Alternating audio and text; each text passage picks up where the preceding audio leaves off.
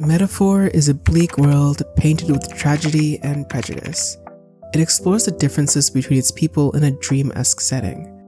This is going to be my retrospective on the story of Metaphor ReFantazio, what it does well and where it falls short.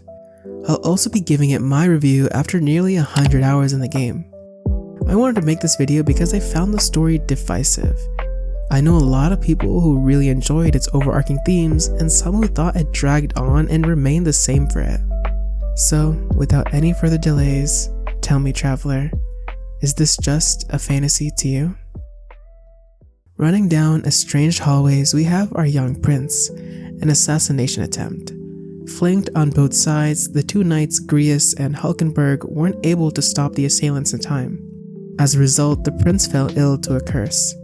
Hulkenberg manages to get her two-piece in, slashing the back of the mage that cursed the prince, but that was their only victory. The prince was pronounced dead, but was instead moved to a secret Elda village. The Elda are basically the human tribe in this world. No defining features like the other tribes. The reason why they went to this remote village was to meet with the Elda healers. Elda is just short form for elders, as they are the oldest tribe in the world, who've lived through the distant pasts. Though even with this old world knowledge, they couldn't cure the prince's ailment, which soon sent him into a coma, unable to wake up.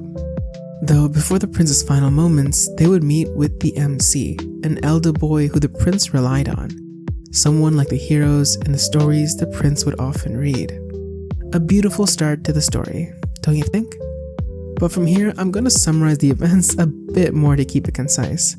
Not only because it's using 200% of my brain to essay style the script, but because I don't want to bore you guys with things you already know. Moving towards the present day, Luis, a young prodigy who rose through the military ranks through his sheer power and tactical knowledge, took matters into his own hands, killing the king, blaming him for the sorry state of affairs the world finds itself in. Meanwhile, our MC receives the directive from the Elda looking after the prince to seek out Luis and avenge the prince's father. We are to meet a contact in the army to help us to do so. We quickly run into trouble and after jumping off a cliff, we make our way to the capital.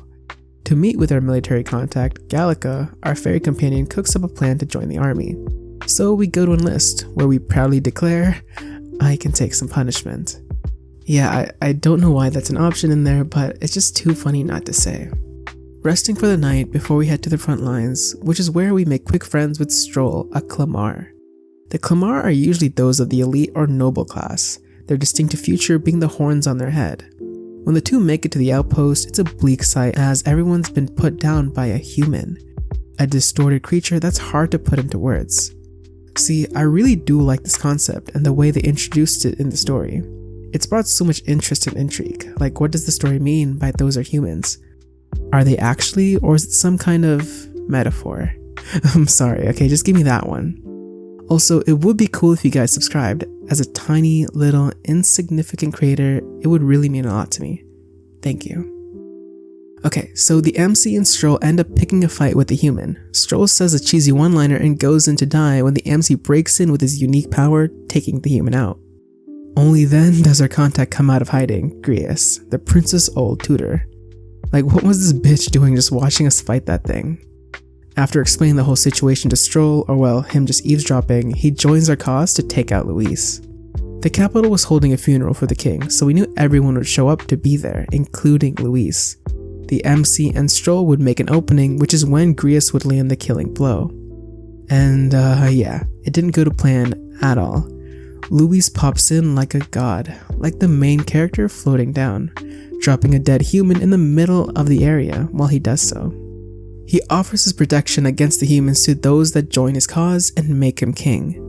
However, the spirit of the late king, Hythlodius V, possesses the castle and rises into the sky, declaring the first ever United States election. Only those chosen by the will of the masses may inherit the royal magic. Magic powerful enough to shape the world. Forden, the head of the church, is in the lead as the successor with Luis close behind. Did you forget about the plan? Because I did. Seeing the surprise opening, Grius runs in to seize the opportunity. As he's about to land the killing blow, chains spring forth, binding Grius in place. The late king proclaims that no one shall take away the running candidates to keep the competition fair.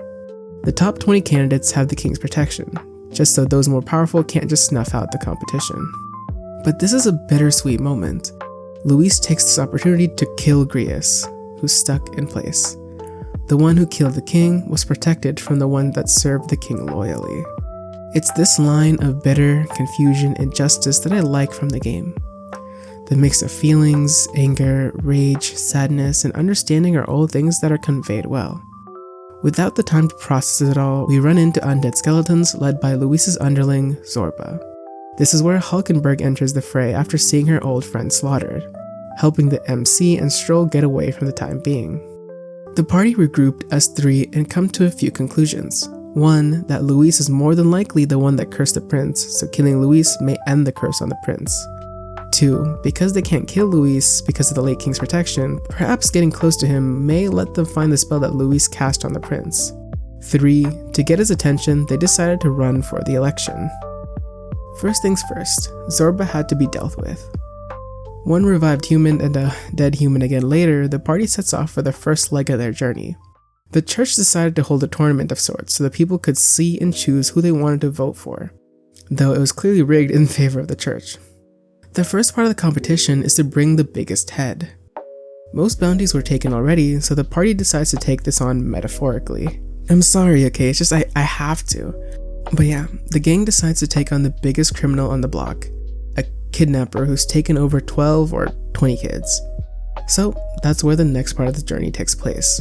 The party lands in Martira and meet up with Elphas Brandon, the guard general who put out the hit on the big bad boy criminal. He gives us some hints on where to look for him. Elphas is part of the Rosante tribe, just like Hulkenberg. This tribe is mostly known for their long ears and their superior strength and physique, which is why they often hold military positions. We get a tip from the literal most suspicious guard in the whole city, which royally fucks us over.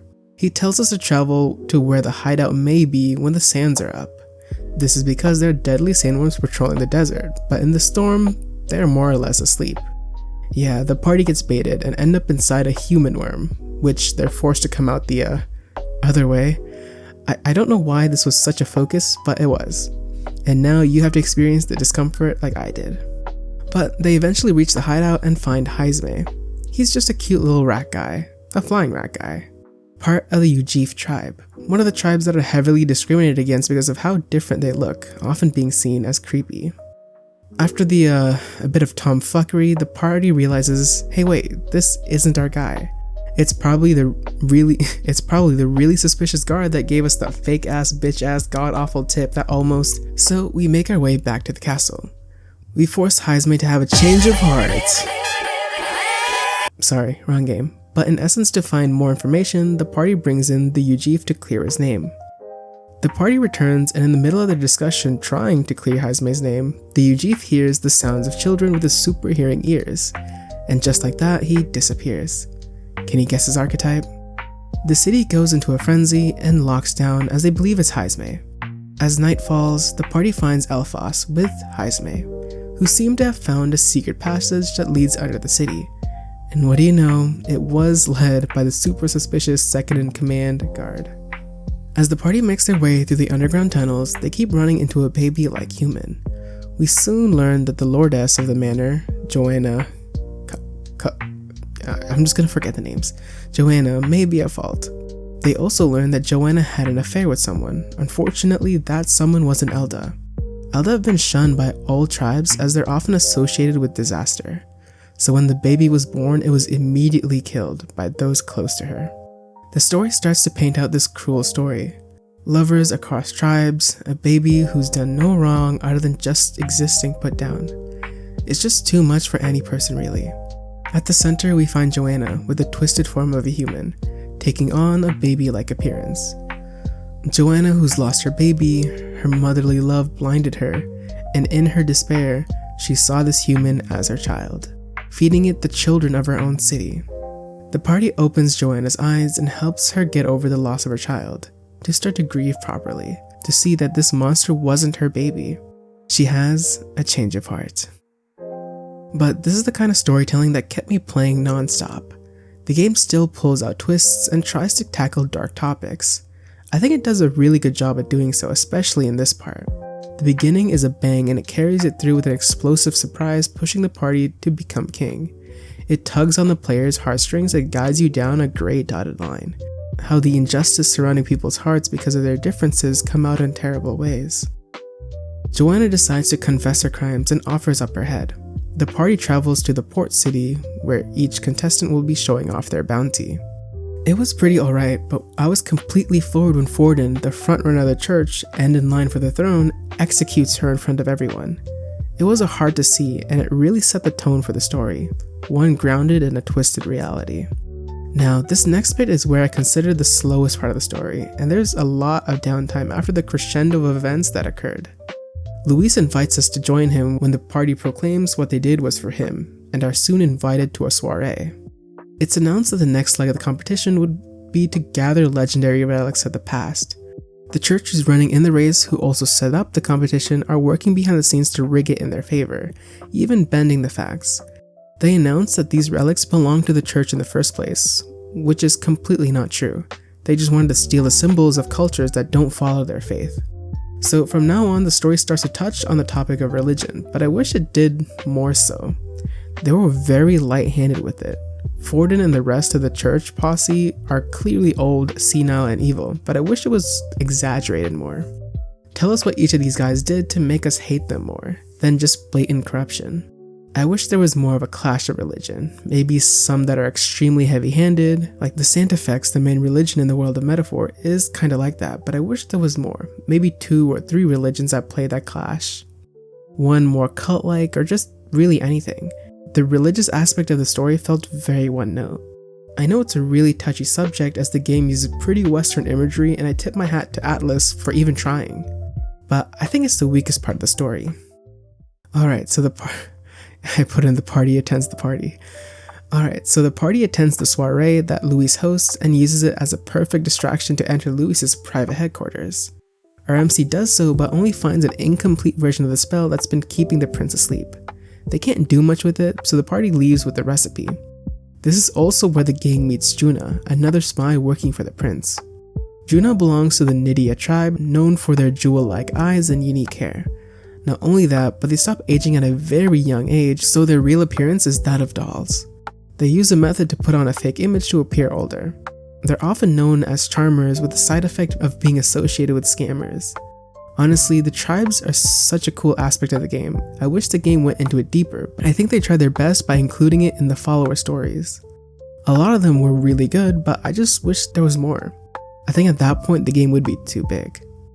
I can think of so many uses and unique scenarios that can take place because of how unique each and every tribe is, but we don't get to see many of them. Like, the Ishkia tribes have 4 wings. Give me some more story of that. Like, imagine if we visit a flying village. Okay, I'm getting a bit derailed here, so let's head back. So Juna has an older sister named Rella. Rella is a prodigy healer who's been under the church for a long time, working closely under Forden. She looks shocked reading the spell the party brought back to her. As she deciphers it, she says that the only way to break the spell is to kill the one who cast it, as it's siphoning the caster's mana at all times. This is because the spell was cast incompletely. Anyway, we take this information and decide to continue our journey in hopes of finding a way to kill Luis. The party decides to go for the Dragon Lance, a symbol of religious practice by the Mustari, a 3-eyed race often wearing masks that come off as creepy to others. This is one of the tribes we do get to explore, and it was amazing to see a different culture. The previous parts of the game all felt relatively the same environmentally, but this was a breath of fresh air. The Mustari are very tribal in nature, and the main conflict in this area is a sacrifice ritual. It reminds me of the Aztecs, when they would have blood sacrifices to gods to appease them. In a similar vein, the Mustari do just that, but the party finds it unfair to the priestess, the one being sacrificed. So we went to the temple to stop it. The Mustari people didn't really like that, but because of the shit going down at the temple, the earth shaking and the monsters running rampant, it's just a mess. So the party comes in to deal with it. Side note, this dungeon is super cool. Anyway, sooner than later we find Yufa, the priestess. Oh, I should note that we're being escorted by Luis's right-hand man since we're taking Juna with us, who was basically Luis's singer. And well, we were also in that whole mess with sneaking into Lucy's private quarters and almost got caught by Fidelio and Basilio. The cat boys and girls. I don't understand why in every single fantasy game or anything, the cat people get fucked. Always in the second class, which is the same case here. Also, I was actually so sad when I found out Katharina wasn't a playable character. Anyway, as we head deeper into the temple to find the Lance of Dragons, aka the relic, aka the symbol of the Mustari religion. Sorry, another side note, I wish the game made it more impactful of how fucked up it is that the church is trying to erase the other religions. Where were we? Right. As we go deeper into the temple, we see something strange, the remnants of the old world, the human world, our world. We see skyscraper after skyscraper strewn about. It reminds me of Nier Automata, and I'll get more into that later. This is where the game gets a bit muddy, and I wish there was more creativity or detail. We know that the old world used to be all over the place, and I wish we saw that more or let it bleed in more. Other than the relics we find for Neurus, it's just not that prevalent. Maybe having a city we visit that was built on the fossils of the old world would be cool. I wish in this temple we found weapons and gear that have a more sci-fi or cyberpunk aesthetic, or a gun. But as we travel the remnants of the old world, we find murals that kind of explain that maybe the priestess wasn't meant to be sacrificed, but rather fight alongside the dragon to stop the other gods. I don't really get what's going on here.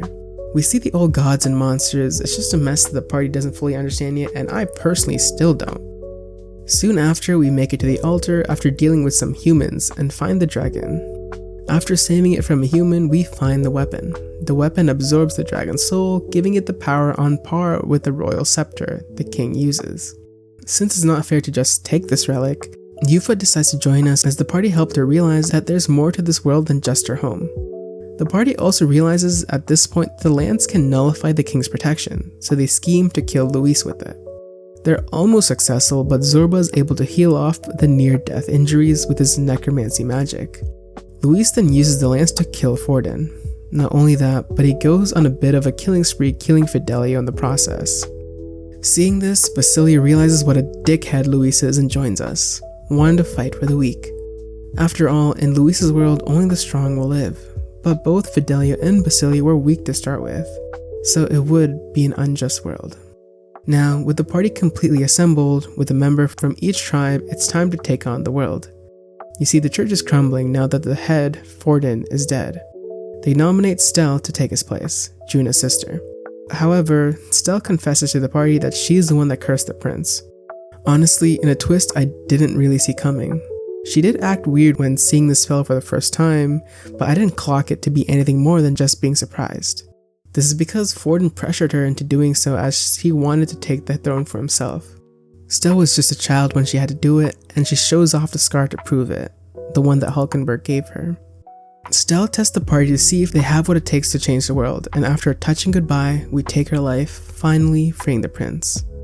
Oh yeah, Luis basically forced the king's hand by saying the only way forward is bloodshed, and the king gives in. This is a recurring theme with the king that I'll talk about more later. Rella announces to the world that the prince is alive before succumbing to her wounds, lifting the curse. In response to this statement, Luis issues a challenge to the prince to duel him for the throne. The party quickly makes their way back to the Elda village to meet with the prince, but discovers that he died after the curse was lifted. The spirit of the prince's mother whispers to the MC and reveals that she has been guiding him along his journey, and that he is the prince's archetype, housing his soul and born from his hopes and dreams to change the world. The MC returns his soul to the body to become the fully restored prince, after which the party learns that the Elda tribe are descendants from the original humans of the world before, which was destroyed after humanity discovered magic and fought over it. Over time, the survivors evolved into the current tribes, with the humans being humans mutated by the exposure to magic. The party concludes that Luis is an Elda, which would give him a better understanding of magic and the past, and seeks to use the royal scepter to transform everyone into humans and end the cycle of injustice. The game has a few endings, but the main one is where we defeat Luis and save the world from everyone turning into humans, as that's what Luis would have wanted. Now that we're finally gone over the whole story, we can get into the deeper meaning of it all. In general, I like the overarching tone that this game opted for, over the chapter-like storytelling the Persona games are known for. I think this is something that divides the players. Some feel like the story didn't develop since it only had one problem the entire way through, and the message of the game feels samey, like racism is bad. Where in Persona, it felt like a different chapter in every book, with wildly different locations and palaces. I think that's one of the big reasons why the game felt fresh in Persona. I wish there was something similar in the sense of the locations and cities we visit. I wish it was more diverse and crazy. With the many tribes, we never got to visit their cities or locations. I feel like there could have been a ton of potential for a world encroached on by magic. As we know, the humans of our world are what the fantasy book the prince reads is all about. If magic can twist humans to that extent, imagine what it could do to the terrain.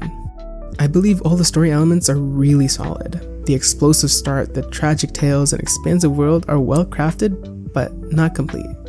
The biggest mark missed is religion, and we don't really even go against the Scientific Church, the head even being killed off by Luis.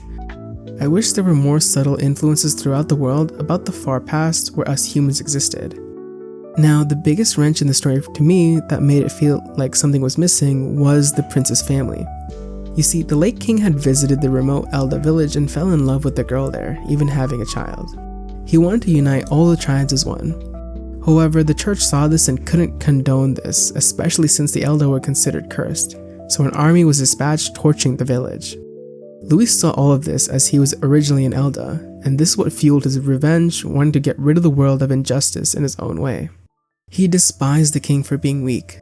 The king himself had no one near him that could help fulfill his dreams, even with his immense power. Everyone around him just wanted other things for their own gain, so the king gave up on his dream as his wife had passed away, and his son was in a coma. His meek demeanor can even be seen when he backs down when Luis commands him to lift the protection from the running candidates. Prince, on the other hand, has strong comrades that carry him through the epilogue as they rebuild the world together. Now, the funky part is the book itself and the voice that asks you to guide the soul of the prince. Though the voice in the game that guides the players through their archetype awakening is the prince's mother, honestly, the lore behind the archetypes themselves are a bit shadowed, as it feels like they're just the paths of previous heroes. Or I'm not really sure what they are exactly, but I'm mostly fine with this. I don't understand the imagery of pulling out a metallic heart either. It could be as simple as yelling out your heart's desires, as we see the main cast do so when they awaken. Now the fun part. Who is Moore, the guy in this game's Velvet Room? Well, it seems to be the prince's dad. Yep, just like how the prince's soul, Hope's dreams, was given physical form through the guidance of the mom's voice, the king had split a part of his younger self off. I'm actually not entirely sure why, as this part got a little confusing. My best guess was that it was his last Hail Mary in hopes of finding a way to change the world. Moore also explains that the book we often see the MC read was written by him. Now it's a bit unclear as to what it is. More likely than not, it's talking about the ancient past where humans like us in the real world discovered magic. It's just weird because there's a part of the game where Moore discovers a way to escape the fantasy, to join the real world. Like what the fuck do you mean? This is the angle that threw me off, since nowhere else is this prevalent. We can either leave the fantasy and join the real world, or stay and not give up on the fantasy. This part kind of fell short to me. See, this happened before in Nier Automata. Heavy spoilers for that game, so please skip this next part if you need to. In Nier, the real ending gets unlocked in a similar way. A brutal fight and the game testing you if this is really just a game to you. Does the story not affect you at all? I feel like Metaphor here is trying to pull the same card. I mean, I know they are, especially at the end of the game where it asks you the same question. Even if it is just a fantasy, it still gives birth to hope in the real world. This revelation really kind of falls short, as the punch isn't hard delivering enough. The reveal was a huge twist, but the fight to get you to submit was lackluster. Moore seems hell-bent on getting you to see what a waste of time this is, but it doesn't feel that way as he folds immediately in the fight. I wish this fight was a lot harder, multiple phases that pull on your heartstrings, that bring up the tragedies the story took you through. Joanna and her child, Grius and his death, the prince, Stroll's family, Haizme's child, Yufa's near sacrifice, showing us what we went through and making us realize that stories are more than just a story. If this is what the game was going for, it just felt short. And so, either the voice of the king, I think, or some other malevolent force thanks us for watching over them and guiding them, relating us to the Seeker archetype. All in all, I think it's a beautiful game tackling a heavy story. All I can wish is that it didn't hold back in its dark themes. Give me a more cyberpunk edge runner type tragedy and then hit me with a line, is this just a game for you? Because honestly, if you asked me that question after watching that show, yeah, I'd be in tears. And I think this game had that potential. What do you guys think? Were there things I missed? Let me know in the comments. And I'm also doing a challenge run of the game to see if I can complete it with just CMC. Yeah, so if you want to see that, please subscribe. Until next time, I hope to see you there.